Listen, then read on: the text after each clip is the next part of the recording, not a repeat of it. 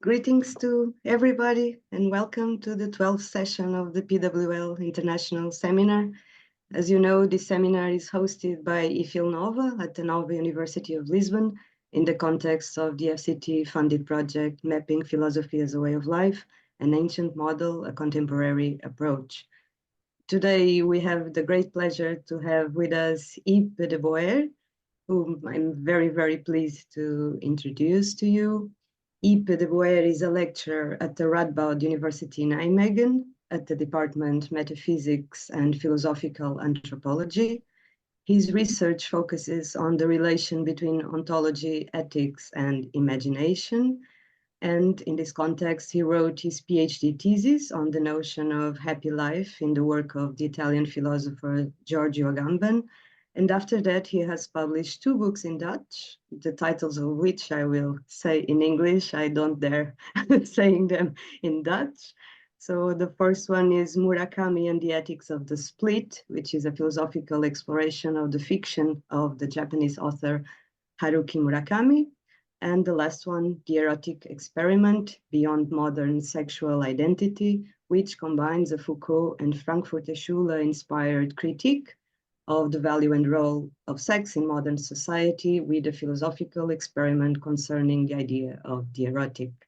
I hope these books will someday be translated into English. I hope so as well. And today, Ype de Boer is going to give a talk on one of the authors of his expertise, who is also a slightly controversial figure in the history of philosophy as a way of life, Giorgio Agamben. And it's great to have a discussion on this author also at this seminar. So thank you so much also for that, Ype. And the title of the talk is then The Use of Life as True Life, Agamben in the Footsteps of Diogenes, Franciscus and Foucault. We are really looking forward to listen to it. So please, Ype, thanks, and go ahead. Thank you very much, Marta, and thank you for this great opportunity to share some of my research on Agamben. And I'm also very much looking forward and a little bit frightened about all the critique of Agamben that maybe the more historically inclined will probably have and rightly have of his methods. Having said that, I will get my PowerPoint.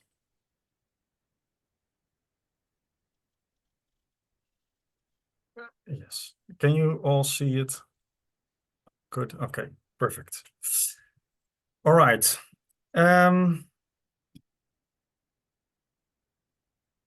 Yes. So I changed the title a little bit. I put Foucault first because it's actually, I think, through Foucault that he also started reading.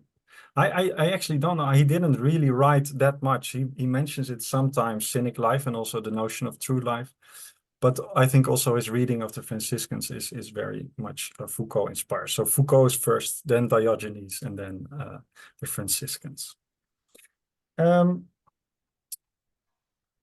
right, some context in which I started interpreting Agambenian happy life in terms of the notion of the true life. Right. So despite having written extensively on art, language, theology, history, and ontology, Agamben is mostly studied as a political thinker, and an ominous one at that. And this is mostly due to the radical and provocative nature of his diagnosis of contemporary Western politics. His critique of human rights, his understanding of Auschwitz as the nomus of modernity, and more recently, of course, his critique of the politics and management of the COVID pandemic. Modernity, he contends, is on a slippery slope towards a permanent state of exception, giving governing apparatuses free rein to regulate and control in minute detail all aspects of human life. Triggered by such doomsday bravado, one might easily overlook that there is hardly a single text in his expansive oeuvre that does not at some point allude to an alternative form of life, sometimes dubbed messianic life or ethical life, an absolutely profane life, or in most general terms, vita felice, a happy life. Yet even if one grants him this affirmative aspiration, the problem remains that these alternatives surface almost always only briefly, at the beginning or end of his texts. And they are often developed poetically rather than conceptually, referencing esoteric traditions as much as more traditional philosophy. As a result, and here I quote Sergei Prozorov, it's the first quote on the slide, the disappointment of all those critics who, while sympathetic to Agamben's work as a critical diagnosis of the situation, end up frustrated when their impatient question, what then, is answered by a curt nothing, or at best an elliptical and enigmatic allusion to happy life. Such disappointment has generated various types of criticism of Agamben's alternative happy life, some deeming it too pacifist, obscurantist, or even contradictory, as in an influential study by Catherine Mills. She writes, if Agamben's rejection of all normative forms of thought is to be taken seriously, then this critique would seem to obviate any justification he might have for articulating an alternative version of a better form of life. My forthcoming book, which is based on the dissertation you mentioned, Marta, at Bloomsbury, provides an interpretation of the many references to a happy life in relation to these types of critique. In the current lecture, which is based on one of the chapters in this book, I propose to interpret Agamben's ethical strategy through the concept of a or the true life, as developed by Foucault in his lectures on the cynics. The wager is that this concept allows a proper interpretation of the strategy Agamben uses with his notion of happy life, which clarifies the relation between critique and affirmation in his philosophy and explains his often considered paradoxical relation to normativity. I start with Foucault's interpretation of cynic life as a true life, then move on to Agamben's reading of Franciscan life through the lens of true life, and conclude with an interpretation of Agambenian true life as a use of life. I submit here that my use of Foucauldian, Cynic, and Franciscan literature is strategic and pragmatic. I'm using them to come to grips with the type of ethical modification Agamben proposes, and not that much with these sources in their own context. However, please do not hesitate to question Agamben's or my own thwarting of historical evidence, as that should only better my understanding of what Agamben is actually constructing and transforming in his use of these sources, of course.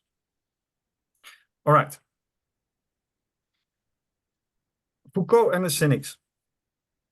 In the 1983-84 course, later bundled as The Courage of Truth, Foucault argued that cynic life should be understood as a continuation and at the same time transvaluation or even scandalization of earlier Platonic and Hellenistic bios philosophicus, which he characterized as an unconcealed life, a life that has nothing to hide, an unalloyed life, unmixed, not susceptible to the multiplicity of desires, straight life, a straight life that is in accordance with law or custom, and an independent life, a life that is cannot be moved or disturbed by external motivation. More rigidly than their predecessors, Foucault argues the cynics demanded that one let the philosophical truth shape one's entire life, indeed to become oneself a living example of this truth. For the sake of brevity, I will not go into all of these aspects and all aspects of transvaluation here, but I will focus mainly on the following aspects that both stand out as, for me, as particularly distinctive of the cynic true life, and also very useful in trying to figure out what is the Agambenian strategy with regards to happy life. That is the idea of a changing of the value of the coin that Foucault finds in cynic life. 2, the normativity of the living example. What type of normativity is that? And 3, the poverty and animality that is reclaimed or recovered as a sort of primordial truth of human existence.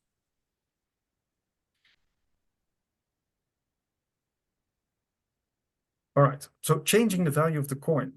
Just as Socrates was admissioned by Apollo to question himself and Athenian civilians under the maxim, know thyself, so too Diogenes, the great figure of cynicism, supposedly went to Delphi to receive divine advice.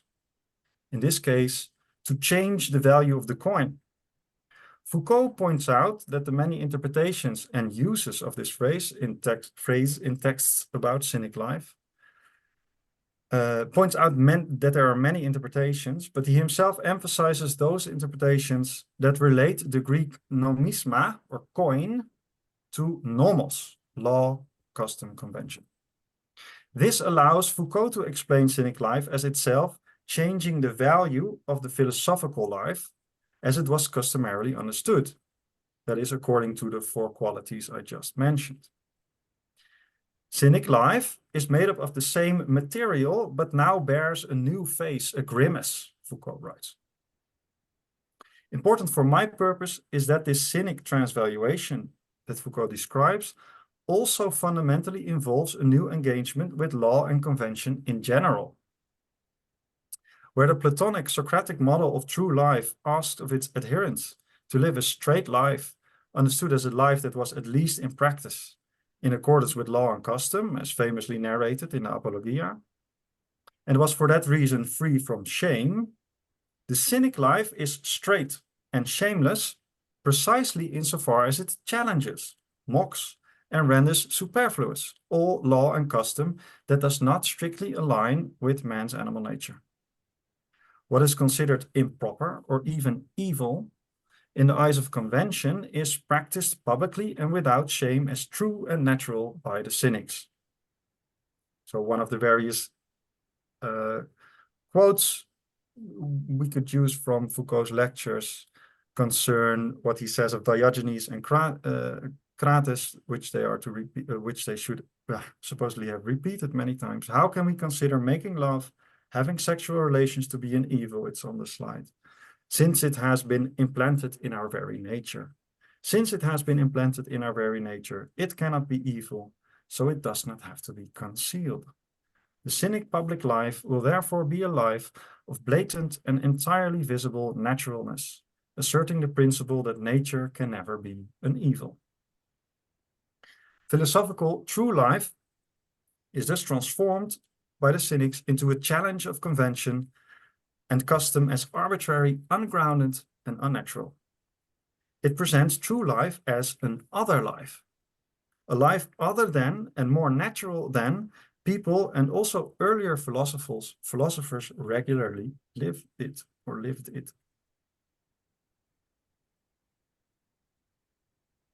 The cynic's strategy with regards to the falsehood of conventional life did not primarily consist in argumentative demonstrations of the faulty logic of convention and the truth of nature.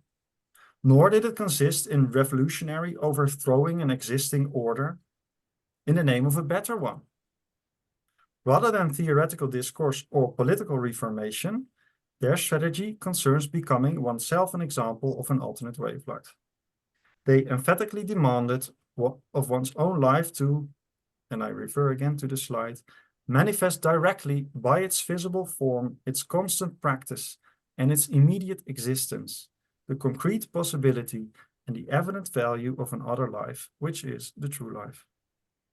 And later in Foucault's courses, the function of the true life is showing, while being wholly other, that it is others who are in otherness, mistaken, that they are where they should not be, that it is they who are mistaken and are where they should not be.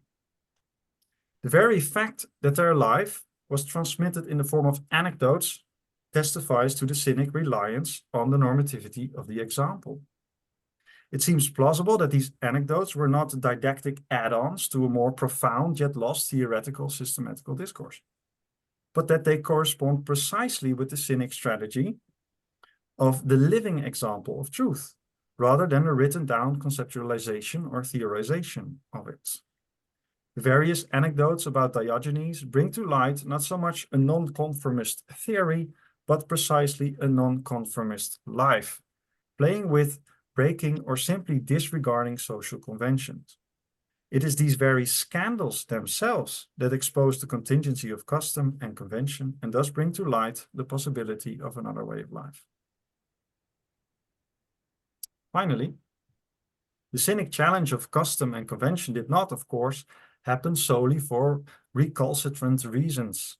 Their happiness, truth, and justice does not consist only in the attack on convention, but rather in the recovery of a natural state. The truth of human existence the cynics aspired to live by was life recovered in its basic natural needs and necessities. In accordance with the idea that custom is superfluous and nature in itself contains no evil, there is the idea that mankind should liberate itself from all false needs.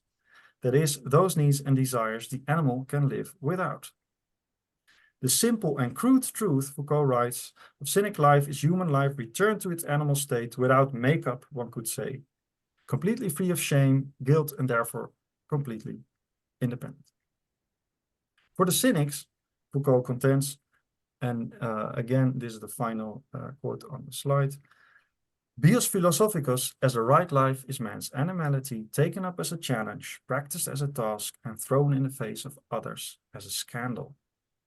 Cynic life is thus interpreted by Foucault as a militant praxis of poverty, wherein the philosopher continuously seeks to prove to both himself and all others that they can do without conventional custom, that they need even less than they thought, and that becoming all the more poor and uncivilized, they become all the more autonomous and happy.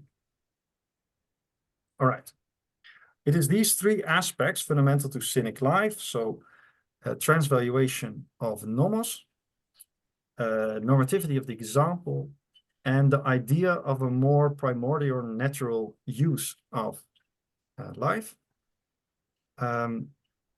That I think will allow a basic understanding of the ethical strategy of Agamben's happy life. Before I tackle those aspects head on in Agamben's philosophy, I first wish to trace them in Agamben's reading of Franciscan life, of the Franciscan way of life, which is mostly done in his book, The Highest Poverty.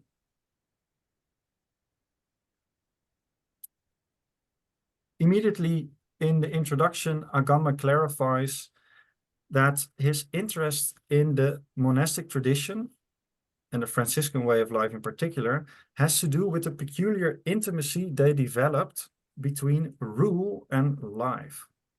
His intent is to conceptualize what it is that sets their regula vita apart from more standard engagement with law and regulation. It is here that Agamben tries to find an alternative type of normativity, a transvaluation of nomos, that escapes the complete subjugation of life to regulatory apparatuses that he recognizes in modernity. But this might strike one as strange.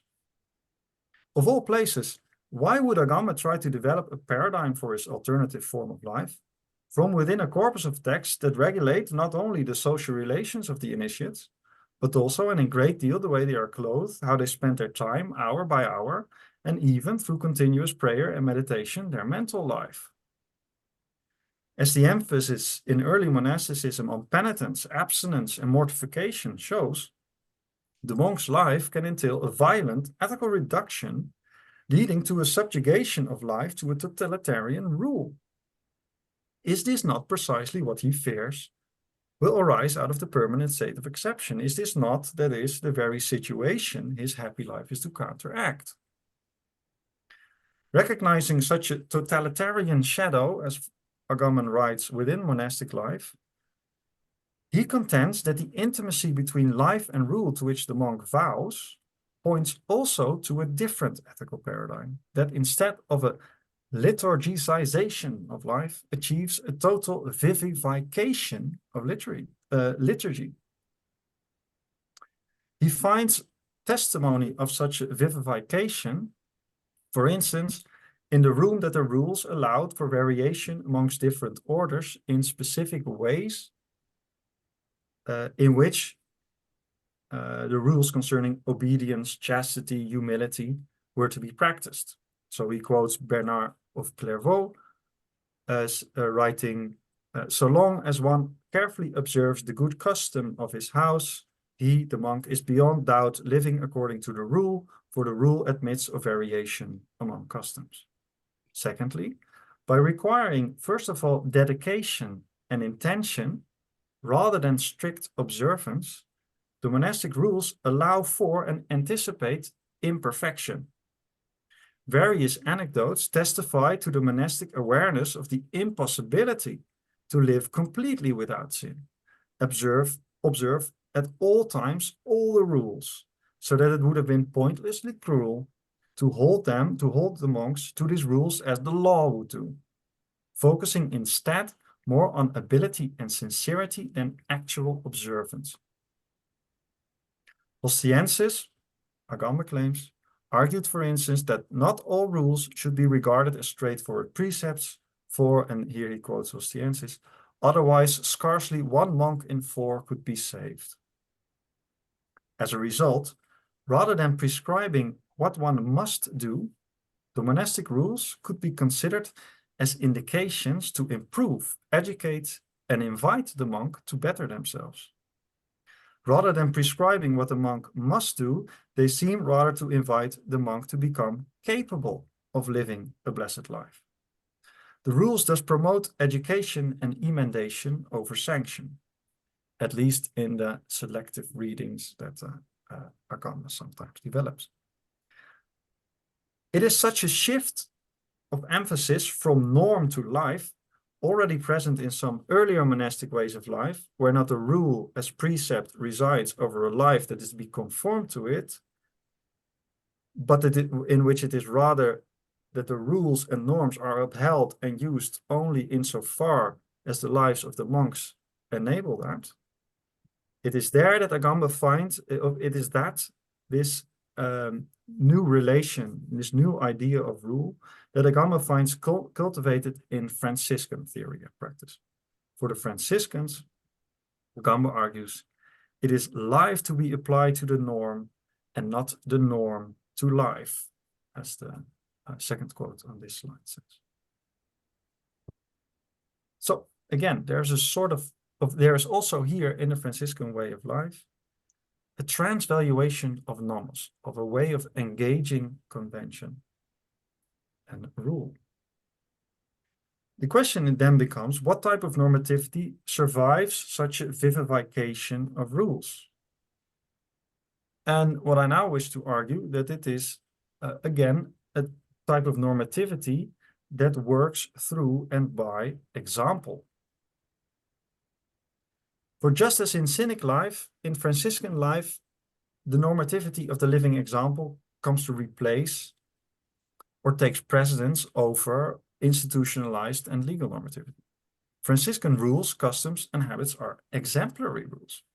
First of all, the rules themselves are inspired by an example, namely the life of Christ. This is, one could say, a life that by its very form gave rise to a certain way to be taken up by others. The Franciscan attempt to live in the footsteps of Christ thereby generates customs, techniques, and guidelines that all refer back to this example. For Agamben, it is important that these customs, techniques, and guidelines are thus always thought in relation to a life that engendered them. Thus, even once having been engendered and written down, such rules do not become legal imperatives obliging one to act in a certain way, but retain their function as providing exemplary guidelines for reaching salvation. However, they do not only refer back to the life of Christ, Agamben argues, but they become, when taken up by the monk, when taken up by someone who is aspiring to lead such a life, start to refer intimately to this very life that tries to live by these rules, in such a way that the monk is himself to become a living example for others of what it means to live by the rules. The monastic texts explicitly invite the monks to be an example for each other, to live according to the rules in such ways to inspire, help, and educate others so that they might find salvation. Monks are thus not particulars subjugated to a universal set of laws, but each of them are an example of what it means to live the communal life the rules are to enable. It is also according to such a logic of the example that certain monastic orders upheld their rules, in a way that is explicitly distinguished from worldly order and law. So Agamben quotes Palamon saying, "Be their example, not their legislator." Hence also the significance, just as in the Cynic literature, of anecdotes, in this case quasi-hagiographic anecdotes, of exemplary monks and acts. For instance, the following one about Saint Francis. When a companion, this is on the slide, when a companion asks him why he did not intervene, Agamben writes about Francis, to correct the decadence of his order, whose members had abandoned simplicity and poverty, which are the principle and foundation of our order, Francis reproached him firmly for wanting to implicate him in questions that did not concern his duty. If I cannot convince them and correct their vices with preaching and example, I do not want to become a persecutor and pursue and frustrate them like the power of this world. Amidst the Franciscan way of life, Agamben thus discovers a normativity that does not stand above life, subjugating it from the outside, but which arises or is to arise out of and remain immanent to a communal way and use of life. Here, Agamben writes, the rule is not applied to life, but produces it and at the same time is produced in it. Pushing this to its extreme, for Agamben, this means that the rules cannot have independent existence from these lives, and can thus also never be considered to be fixed. For every singular attempt to live according to the rules vivifies them, animates them, letting them take shape in manners contingent to the one living them. This reciprocity or intimacy between life and rule is precisely what Agamben is looking for. Instead of a law system operating autonomously by subjugating a supposedly bare life to conform to it, at stake here is an exemplary custom so intimate to a communal life as to be inseparable from it. Life engenders its own customs, forms, and meanings, yet as living customs, forms, and meanings, these can never be set in stone. At least they cannot. You can only do that through artificial and violent institutionalization, of course. The Agambenian point, which arguably also has precedence in Franciscan theory, is of course that all rules are, in the end, only habits and customs that take shape and change according to the lives generating them and trying to live by them. It is precisely in the attempt to separate rules and habits from the lives that are engendering them, writing them in stone, institutionalizing them as something to which all life is to be subjugated, that enables the type of institutionalized violence and totalitarian rule that Agamben's philosophy seeks to liberate us from. Then the third aspect, poverty in natural use. As it did for the Cynics, the Franciscan way of life understood itself as an other life, which, rather than militantly demanding or politically overthrowing existing legal and ecclesial orders, by their very way of life was to manifest its true, blessed, and happy nature. In addition, like Cynic life, this amounted to a practice of poverty, in the name of an engagement with existence more primordial and proper than institutionalized convention. Trying to fend off conflicts with and subjugation to the curia, the Franciscans argued that rather than owning anything, their way of life consists only in a natural use of things. In various ways, Franciscan theorists, for instance, opposed natural right to positive right. Using only that which they need to sustain themselves, the Franciscans argued that they follow only natural law. Positive law deriving from human convention and contract does not apply to them. In a similar way, they distinguish the simple use, that's what Bonaventura tried, or de facto use, what Occam tried, from the right to use something, thus opposing purely natural acts such as eating, drinking, wearing clothes, to a use that derives from humanly established right. The Franciscan claim to a sort of naturalness is also reflected in the similes established between friars and animals. As the horse, I quote, has de facto use, but not property rights over the oats that it eats, so the religious who has abdicated all property has the simple de facto use of bread, wine, and clothes. The theological premise of such arguments, which sometimes constituted an argument in itself, is the doctrine of the originary communion of goods. Originary is not ownership, but a common use, such as of the air and the sunlight. Nobody owns these things, yet all make use of them. And on this basis, the Franciscan theorists argued for the genuine, Agamben says, genuine primordiality and heterogeneity of use with respect to dominion. Finally, the various similes in Franciscan literature involving animals and paradise seem to indicate something of a natural pleasure or enjoyment of things at stake in Franciscan use. This type of pleasure is again opposed to a use that finds its meaning in something outside itself, rank, stature, possession, etc. Concluding the section on Franciscan life,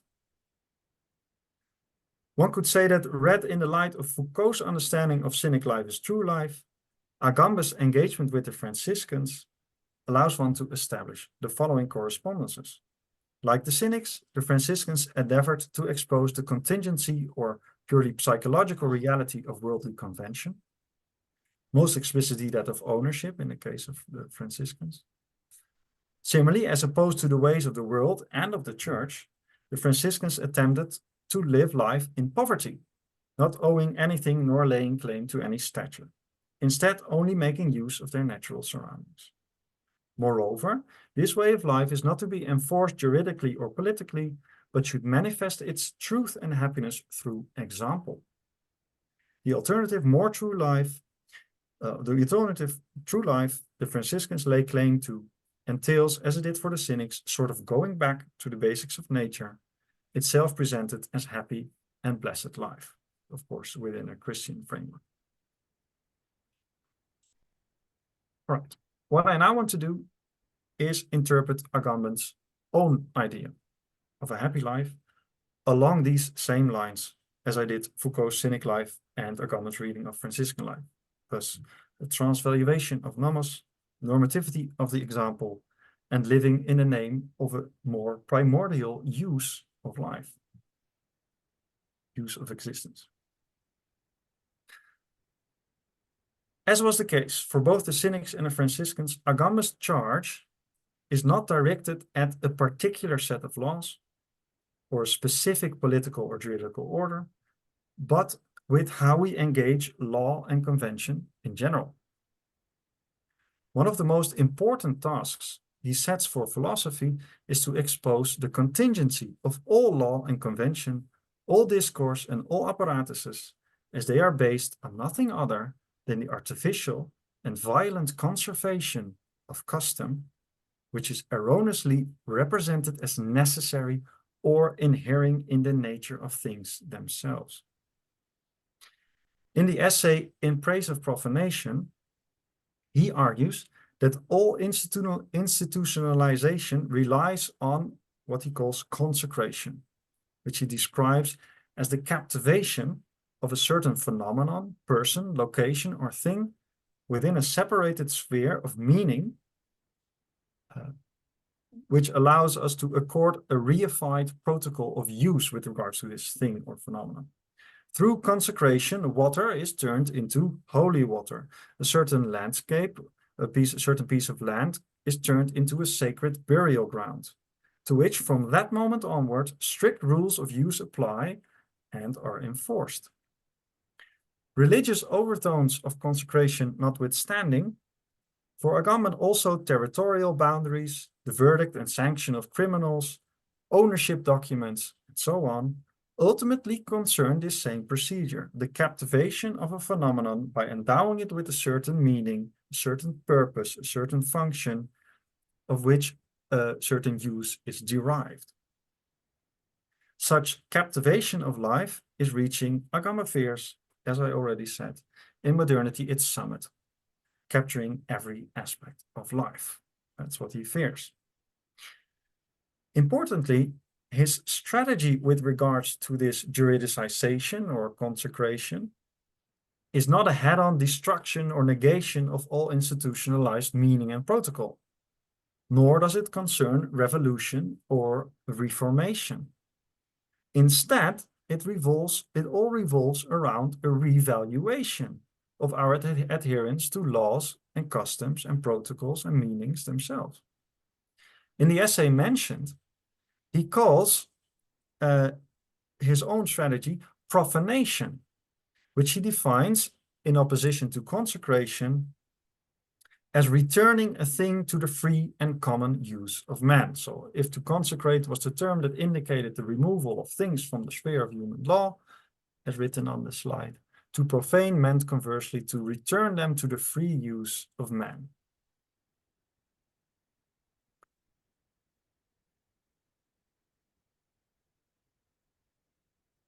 Everything for Agamben is staked on humankind realizing the artificial contingent nature of the meanings and protocols regulating our social lives. And although Agamben, unlike the Cynics, has formulated his critique extensively and systematically, such revaluation is achieved not only through theoretical discourse, but, as it did for the Cynics, also simply and crudely in the free and profane, unconventional use of things, situations, and life in general. The child using holy water to fill her balloon for a water fight exposes that the ritually established meaning ascribed to this water and the protocols related to it are based on nothing other than this ritual itself and our adherence to it. Such profane, inappropriate use exposes that, in and of itself, water lends itself just as easily for other things. It is the exposition and retrieval of this open use within every law, custom, discourse, or protocol as the true and proper dimension of human existence that forms the ultimate aspiration of Agamben's philosophy. Taking this into account, it is of course understandable that scholars like Mills have questioned whether any normativity actually survived this grand profanation. If everything is contingent, and Agamben explicitly promotes and builds on profanation, how then can he himself normatively propose an idea of a better life? Here, it is important to see that in fact Agamben only targets institutionalized normativity, not normativity per se. The main point is not that human beings in living take shape, develop habits and customs, but that these habits continue to be artificially separated from the lives generating them and turned into writings in stone to which life is then more or less violently to be subjected. An alternative to this subjection is precisely what he sought in the monastic texts, namely to return rules to their immanence within life. It is about a vivification of normativity. Profanation does not destroy but vivify. Whereas the law demands of life to subject itself to it and behave according to its prescriptions, habits and customs are instead living tendencies that may or may not be followed, and in being followed are each time strongly or only slightly transformed according to the life that is following them.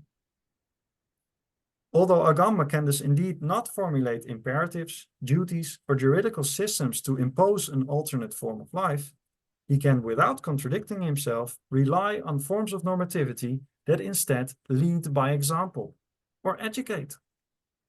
Agambenian happy life, like Cynic life and Franciscan life, is not to be enforced but exemplified. Its normativity derives solely from its alignment with what he claims to be the proper dimension of humankind, namely that of use, and the happiness such alignment manifests. So far, the Cynic and the Franciscan way of life. So far, the Cynic and the Franciscan way of life and their example-based ethos-focused strategy seem to be very much in line with Agamben's own project. It targets not specific conventions or juridical political orders, but the very way in which humankind is to engage with life. In light of an alternative understanding of a true and happy life, a revaluation of nomos is called for. However, having established these correspondences, I now wish to emphasize some ways in which Agambenian happy life departs from Cynic and Franciscan life. First of all, Agambenian profanation does not restore, and this is the first quote on the slide, something like a natural use that existed before being separated into religious, economic, or juridical sphere. For Agamben, free use becomes possible decidedly after profanation and does not coincide with the previous romantic or paradisiacal state of nature, a state before the fall. To profane something means to liberate it from its instrumentalization with regards to one or more ends, functions, goals that were presented as necessary or as inhering in these things. But for Agamben, this includes natural ends and functions. Whereas, for instance, Cynics and Franciscans might encourage one to use one's body in accordance with its natural uses, needs, and purposes, Agamben instead argues also for the contingency of any such natural purpose, use, and need. He professes a life that discovers instead multiple uses of life, the body, its parts, tastes, and needs. Developing a Lucretian argument, Agamben writes that functions and manners are produced in the very fact. Where do I have that? Sorry, I have that here. It's the second quote. Produced in the very act of exercise as a delight internal to the act, as if by gesticulating again and again, the hand found in the end its pleasure and its use. The eyes, by looking again and again, fell in love with vision. The legs and thighs, by bending rhythmically, invented walking. Nature is, in the work of Agamben, thus not dialectically opposed to culture and convention. For him, the natural use of life in and of itself generates forms, customs, habits, meanings, languages, that is, those things we normally associate with culture and convention. Accordingly, the conventional, habitual aspects of human life are not to be renounced in an ascetic practice, but are equally to be transformed and vivified by retrieving the free and open use at their core. Go back to the slide I was just at. So this is something he thinks, for instance, art might do. Right? The inoperative work exposes in the act the potential that has brought it into being. If it is a poem, it will expose in the poem the potential of language. If it is a painting, it will expose on the canvas the potential of painting, of looking. If it is an action, it will expose in the act the potential of acting. So the idea is that in everything we do, the emphasis or the joy resides in the potential that can be experienced in it, more than in the act itself or the purpose it is supposed to serve. And it is this very acting, this very using itself that generates the various forms that we call culture and history. Secondly, Agambenian poverty, unlike that of Cynic and Franciscan life, does not necessarily involve an actual poverty and does not necessitate an other life with regard to convention, but concerns primarily an attitude with regards to existence that allows one to engage with life, whatever its form, anew. There is no unending practice for Agamben of proving to oneself and others that one can do without things that go beyond basic natural necessities of life. One need not throw away the cup one was using to drink water when confronted with a boy who used only his hands, as Diogenes supposedly did. No such work or imperative survives Agamben's profanation. Instead, it exposes that human existence is, at its core, without work, poor in work, one could say.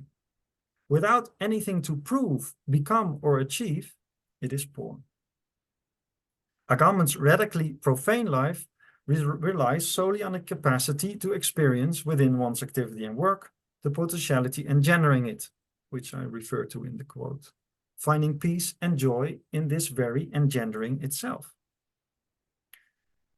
And this ties in with the second way in which Agambenian happy life is poor, namely in the sense that understanding the human being from the basis of use, for him involves the recognition that we are not and can never be the masters of existence, sovereignly deciding out of nowhere how to shape and act in our lives. But we are living beings that, in being affected by our surroundings, by others, by the world, by our own bodies, cannot but develop in various transient ways, manners, habits, and forms. Without work and without mastery, human poverty is in fact an open receptivity, a receptivity to be enjoyed and appreciated precisely for the great variety of manners, habits, and forms that it allows. Such a profane revaluation of the dimension of use constitutes for Agamben the only real antidote to any ethics or politics of mastery that, in the name of a to-be-achieved ideal, violently excludes those who do not fit its arbitrary description and turn the world into the bare matter to be regulated and molded according to a sovereign will. Happiness for Agamben is not to be found in attaining a certain identity or status, in achieving this or that goal, in getting what one wants or satisfying one's desires. On a more profound level, happiness is derived from being receptive to the potentiality inhering in life, allowing possible uses and generating values, meanings, and forms in this use of life. To conclude, I want to refer to an excerpt in The Use of Bodies, where Agamben calls the bios philosophicos simultaneously apolitical and superpolitical. His version of philosophical true life is apolitical in the sense that, like the Cynics and the Franciscans, it does not play by the rules of standard politics and does not aim to overthrow or reform them, be it the politics of Greek democracy or that of the church or the modern state. However, insofar as their true lives expose a covered-up truth of existence and become themselves the examples of an alternative life lived in truth and joy, they clearly do have political effects. Potentially, they shake the very foundation that is the underlying mode of existence, the underlying engagement and glorification of the rules and institutions of that worldly existence, that keeps these institutions and apparatuses in place, showing the people, allowing for these for this what I now call worldly convention, showing them that their orientation towards happiness is misguided. In this sense, the philosophical life is super political. To mistake Agamben's happy life for a commitment to pacifism or quietism is to miss this point completely. There is no question here of fatalism or quietism. Use is passive only in the sense that it emphasizes one's receptivity and being affected by one's surroundings, which is precisely why it concerns engagement and not refusal or escapism. It says yes, not no. Thank you very much. Thank you.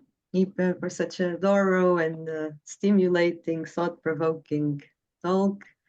It was really nice to listen to all these reflections on the cynics, on Foucault, on Agamben. I'm sure there are many questions in the audience, and yeah, Gianfranco has just raised his hand. Ype, can you stop sharing your screen? Yes. Please, thank you.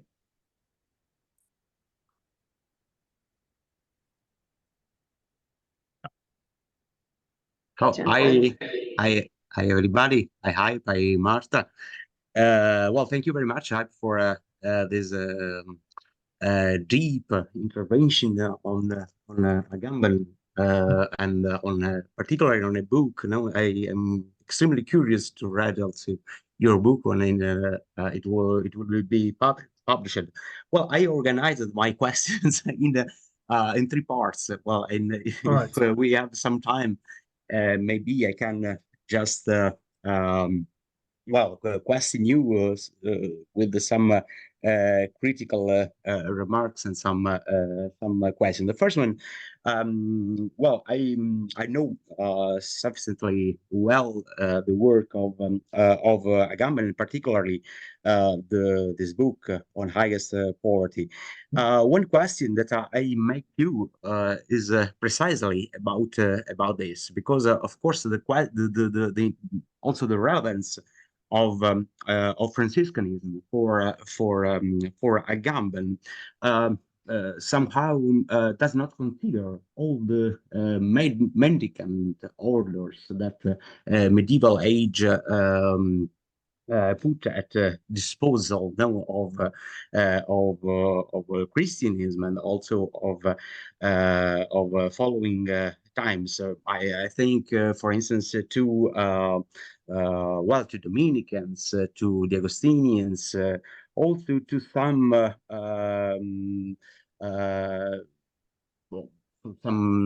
some movements as Catholicism, and we know as Franciscanism was also influenced by these previous movements that was precisely based on the poverty and on the decharacterization of the rules, of the political and religious rules. I think also to the Devotio Moderna, for instance, that was another Protestant word. I want just to have some considerations about you precisely with this fact. Why Franciscus? You know why Franciscus was an example so important, and why, for instance, Agamben does not consider it. If it was a mistake by Agamben, no, just do not consider the historical evolution that was achieved with Franciscus, and also another consideration precisely based on the form of life. That is the key point for Agamben that characterizes Franciscus. That was not precisely based on just on poverty, but on the joy, of living. And it seems to me it was not so deeply considered by Agamben. This Spinozian consideration that for Franciscus and for Franciscanism was so relevant. So this is the first part. All right. Okay. Thank you very much. So first of all, I am definitely not qualified to critically engage with how the actual history of Christianity developed in relation to Franciscanism, and why Agamben didn't take that more into account. But I do have some general, there are some general reasons why I think Dominicans, I don't know, but for like more institutionalized Catholicism, it is very clear that Agamben is interested precisely in the type of messianism well, from with a Paulinian influence that for him can never be institutionalized, right? And with Augustine, but I've also had talked with theologians who are reading Agamben, that his reading of Augustine is very selective and can also be challenged very clearly. But he, of course, for him, Augustine is problematic because of what he thinks is an overemphasis on will. Right, so he sees in Augustine a precursor of the modern subject of will, and it is precisely that use is one of the verbs he tries to propose as an alternative to will, as a verb that would characterize human existence. And you have recently also Agamben's book on paradise, where he critiques Augustine for introducing an idea of original sin, which well, okay, it would be too much to repeat all that, but also there's an idea of original sin, according to Agamben, that allows institutionalized religion to render life dependent on its rituals, sacraments, in order to somehow, well, aspire to a more blessed life, or a life in the afterlife, right? However, as I said, a theologian I was talking to about this said, yes, but you can also interpret Augustine in very, very different ways than Agamben does. So, Okay, but those would be two reasons I think he prefers Franciscus over other movements. Yeah, yes. yeah, I understand. Yeah, okay. Well, the second is just following precisely this question, because well, you of course quoted well, the great reference for Agamben too, that is the Courage of Life of Foucault, in which Franciscanism is just a little part. Well, of course, Agamben takes just a part of this Foucault, the research of Foucault's attempt on his last course, precisely to expand and to understand deeply. But well, I consider that precisely this consideration of the influence of cynicism on the following movements, and on Franciscanism in particular, was just well, an attempt by Foucault precisely to make an history of a liturgy, of well, the body of truth, in this sense. And well, there is and Franciscanism is just a part. The following part, the following attempts that Foucault just clarify are, for instance, the political and artistic militantism. And well, in this sense, some remarks, some criticisms to do, just to Agamben's position, if it is about the idea, well, that speaking about Franciscanism or well, this form of religious liturgy was at all apolitical, because well, or we consider that we have just an issue that is a complete individualism, and everything we can say, but not that Franciscanism movement was individualistic. It was well, a common. Well, Franciscus founds a common way of life. So in this sense, it is a bit strange, well, to not consider as political also this form of religious cynicism.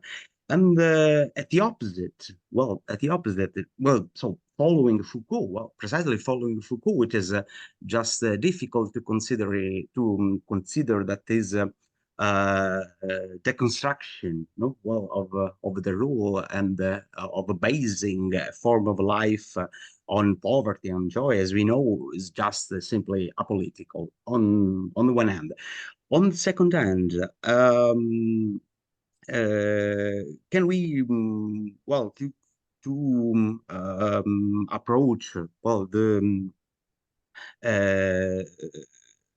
Agamben's attempt precisely, or Agamben's reactivation, reactivation of Franciscanism as a philological attempt precisely to explain Franciscus, or at the opposite, an attempt just to provoke, the modern times, and so precisely us as readers of, or as readers of Agamben himself, precisely politically, and philosophically too. So, how we can consider these two attempts, or the first and the second, as a political or a philosophical?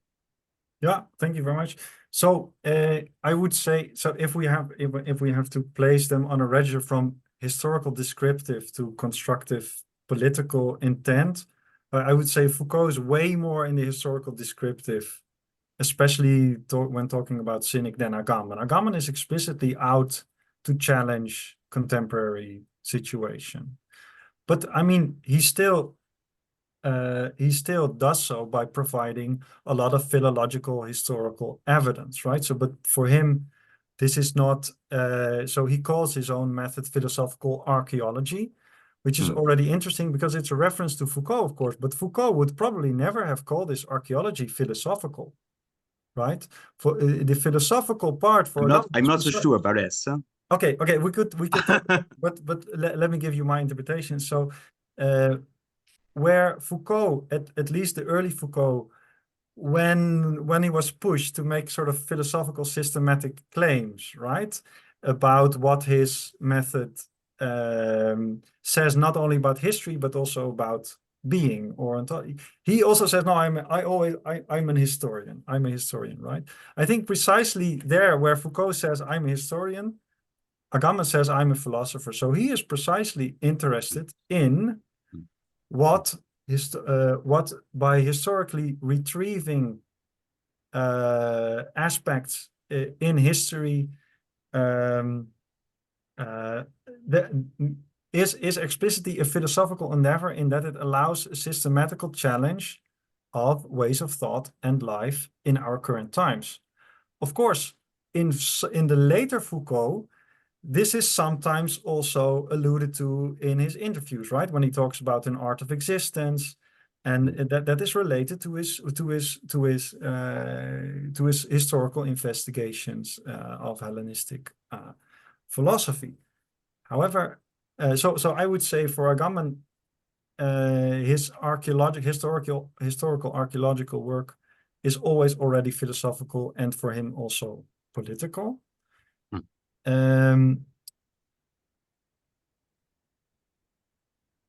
And then you also mentioned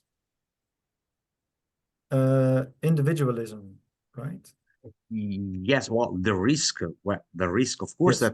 this was also imputed to Foucault, Yes. and many others imputed to Agamben too, Yes. is precisely to try for a form of individualism. Exactly.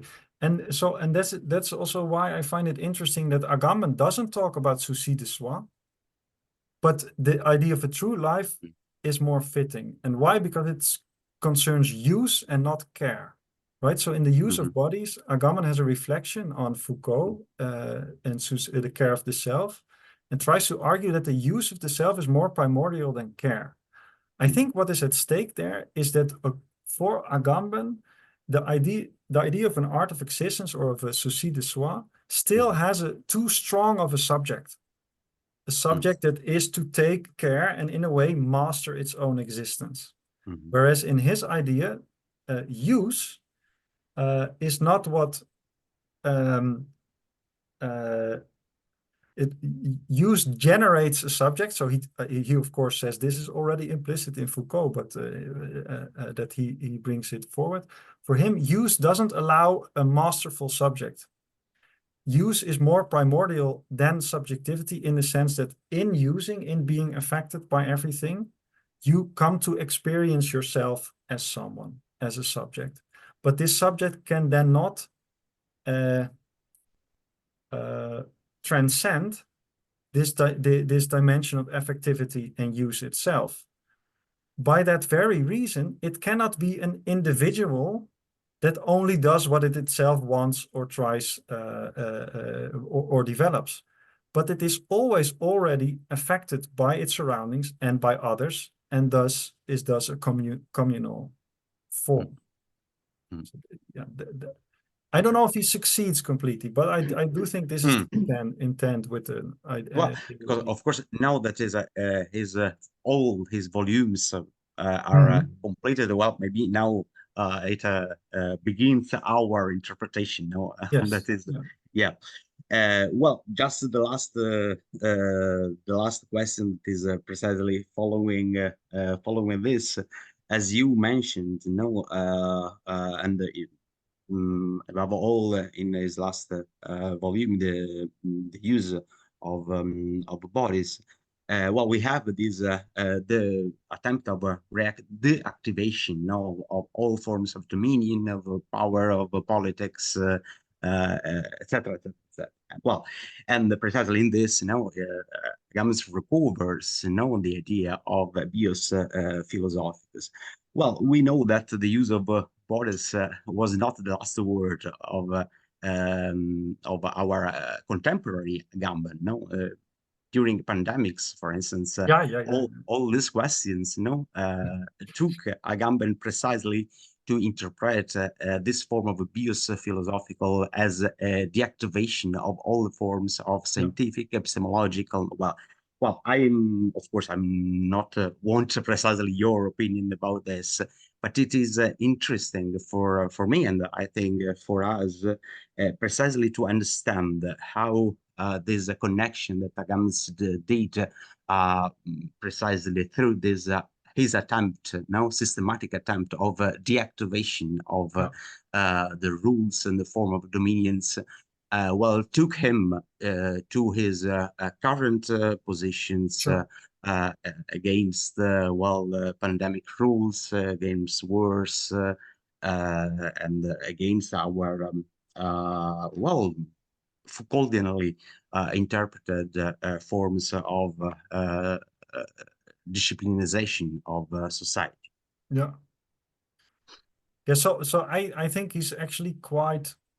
It is quite continuous with what he said earlier, but it of course came out more.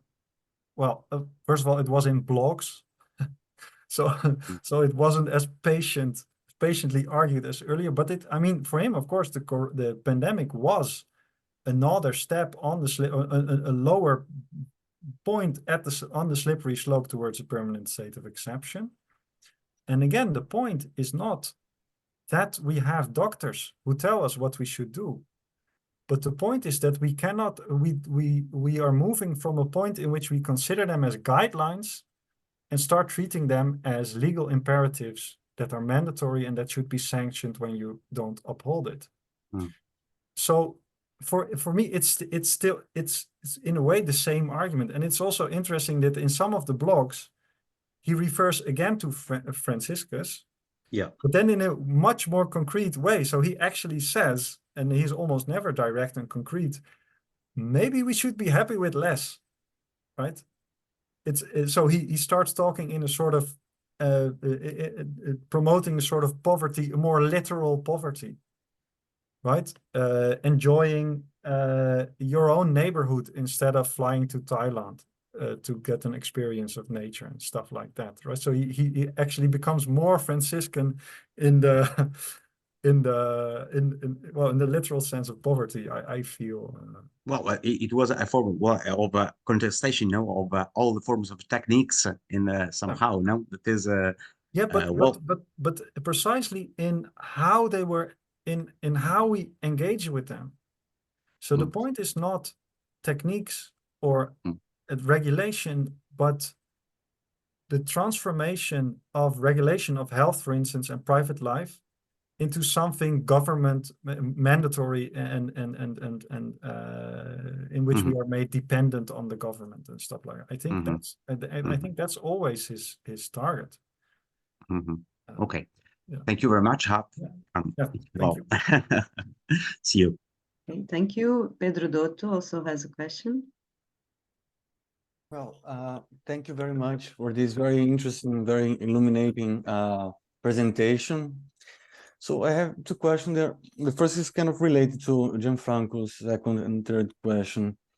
My question is, what is the content of Agambenian politics that would follow from his ethics, from the ethics you have outlined for his concept of happy life, and how would it be exemplified in the present?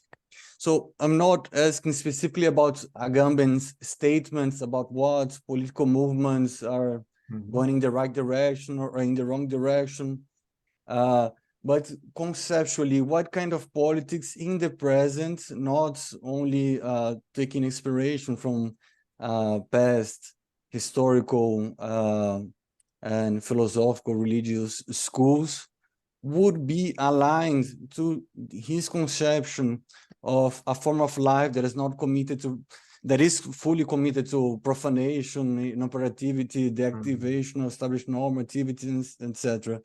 Because otherwise, it seems to me that his words and his appeals, they remain too evocative but void at the same time. And you can say whatever you want about Foucault's statements about the politics of his own time, but he did support the Iranian revolution, and he did see in Iran a certain form of political spirituality that was emerging, and he was placing his bet on this kind of fusion of politics, ethics, and spirituality in Iran. What would you say? Would we have something similar in the case of Agamben's politics? What kind of politics would follow from his ethics, and not necessarily one that he's personally committed as an author, but I mean from his philosophy, regardless of the author. So that's one thing. And the second is that I've been thinking about kind of uncanny similarity between Agamben and Alasdair MacIntyre. I don't know if you're familiar with his work, like After Virtue and so on. But MacIntyre, he's also very critical of modernity and the crisis, the ethical crisis in modernity. And he has a very strong penchant for an anti-modern kind of approach, which I think that is shared with Agamben, even if not admittedly. You can correct me if you disagree with this. And MacIntyre, he goes back not to St. Francis, but to St. Benedict, in saying that we are still waiting for a new St. Benedict, for a new kind of ethical community, of a new kind of form of life that will put our present modern and out of the order life into its proper track. So in your book on Agamben's ethics, on Agamben's conception of what it means to lead a happy life, do you compare it with other approaches to ethics in the contemporary philosophical scene, like virtue ethics, communitarian ethics, like the case of MacIntyre? How do you think they are different, or they have nothing in common? So that's my second question. Thank you very much. Yes, thank you very much. I will start with the second, right? So last time I read something by MacIntyre was when I was a student. So I cannot read, but it sounds very interesting, especially also the reference to St. Benedict, of course. So I will look into that. My book, the aim of the book is actually to provide a generous interpretation that is precisely to allow for such more comparative studies with ethical contemporaries to take place. Because at the point of writing, Agamben was considered almost only in political terms. And then when it came to his alternative life, the people just waved it away with a few sentences. Well, this is just too obscure then. So it's more of a response to that and just trying, okay, but there's a systematic and cohesive ethics actually here. I do compare it to, for instance, a Leibnizian ethos that says that this is the best of all possible worlds, or a Nietzschean amor fati. But that's always in trying to explain something about Agamben. It's not a comparison in its own right. Another big part of my argument is precisely that in order to make sense of the affirmative project of Agamben, we have to read it in ethical terms and not in political terms as we are used to using them. Then I actually agree with what you fear, that you come up, so I'm moving to your first question now, with an open or a void idea. For me, it makes sense to interpret it as an ethics in the sense of an ethos, a way of engaging with life in the same way that Leibniz asks us to consider this world as the best of all types of world, and Nietzsche asks us a sort of amor fati, right? So when it comes to concrete possible political options, I don't have a very, very good answer. I do have some reasons why it is difficult to say that, right? So first of all, as for Agamben, the use of life as an inexhaustive potentiality over whatever form we take or encourage, of course, doesn't allow him to then say, okay, but there is one form that is actually one specific form that is actually better than all other forms, right? To which we should aspire. However, there is a weird way in which Agamben uses politics in an affirmative sense that no longer has to do with establishing a political order, but it is by trying to show that life in and of itself is always already political, in that it doesn't need an institution or a program or imperatives to become civilized, cultured, good, valuable, strong, but life in itself already demands its happiness, form, value, etc. So the very fact of attuning oneself to this open potential, this generative potentiality of life, is becoming political in the sense that Agamben affirms. But that doesn't say what form you should take, but it says that being political proper means becoming open to or becoming receptive of the generative force of life itself, in which we participate. The practice that I think actually most, which helps me, let's say, helps me most of rendering concrete what he's talking about, I think you can find them more in the Indian traditions of philosophy. So he refers sometimes to Indian logicians, Nagarjuna, and in Karman he also talks about tantric traditions. And I know, in fact, that I am still hoping, I can't say too much about it because it's not published yet, but there will come a book, Agamben and Buddhism, in which Agamben also explains his reliance upon Indian philosophy. Having said that, but also in Buddhist practice, it is, of course, again, what in Western terms we would say it's more an ethics than it is a politics, right? It's about a way of engaging with everything in your life. Then it is about establishing a certain order. In fact, the attempts in tantric philosophy and in Buddhist philosophy to establish alternative orders, well, we know what happens most of the time, right? It generates corruption and perversion. So there's a difficulty here. I think that Agamben's philosophy cannot really answer. I hope it still helps you or still answers a little bit what to your concerns. We have a question in the chat by Sundar. I don't know if you want to take the word, Sundar. Otherwise, I will read your question. Okay, I will read it. Sundar says, thank you for this exposition. From what I understand, Agamben is not as radically opposed to convention or culture as the ancient cynics were. In this case, where does one draw the line between convention as an extension of a natural use and convention as cultivated by an institution? One could argue that an institution per se is not problematic or oppressive, but only becomes such as a result of the people who control it. What would be Agamben's response?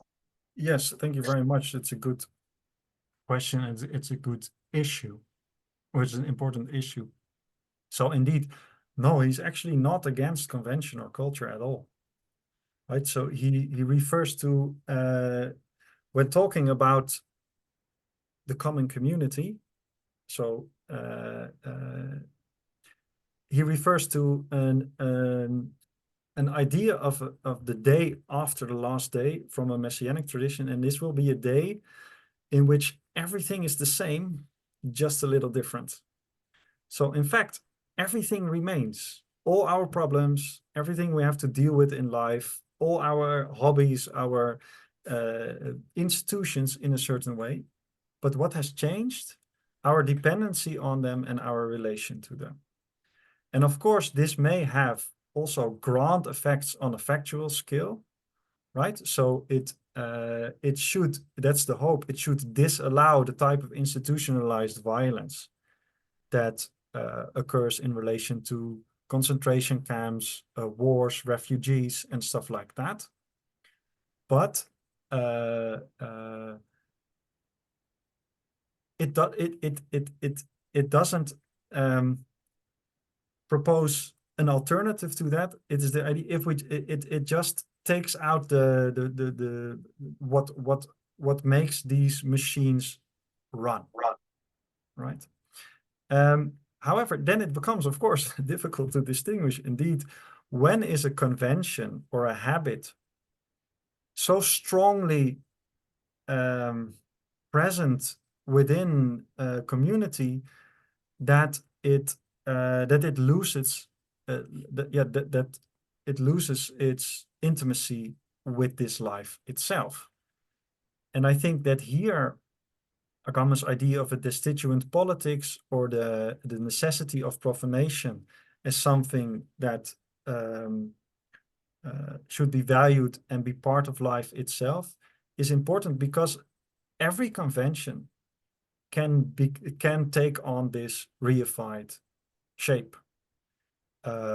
So this is always a danger, and therefore a destituent politics is needed to at least make sure that it doesn't escape us, such reification. And yes, no. Okay, we are running out of time, but I think we can still have the last question by Adam Erpelsheimer. And please, a very short question and a short answer. Yeah, it's a not very formulated question, so it's gonna come off more as kind of a comment. But right. I was really struck by this kind of dichotomy between Foucault and Agamben with historicism and philosophy in archaeological terms, and the portions that you kind of work through in The Courage of Truth, they jump out to me because in one of the lectures there's this large, long postscript after he's talking about kind of modern art, and he gets into this this notion of nihilism and what nihilism means. And I think that was so interesting because that's like the subtitle of your book and everything. But he reflects on this, what nihilism means for us. So it's still kind of an ethical call. It's still kind of a non-historical fact. It's this, what should we do ethics. And he really kind of situates this idea of truth and life. And so I'm wondering more how that connection, which is small, but it's also this turning point in the Courage of Truth, where he starts to go back and hammer on Parrhesia instead of just this bare ethics. So I'm kind of wondering how Agamben takes this idea and how this view of nihilism can structure this relationship between truth and life. Wow. Like, it's actually an enormous question, of course, right? But I will try to say something shortly about it. So for Agamben, true life is also the answer to nihilism. But what is nihilism for Agamben? Nihilism is precisely the idea that life in and of itself is bare and worthless, and thus needs something else to become valuable, happy, just.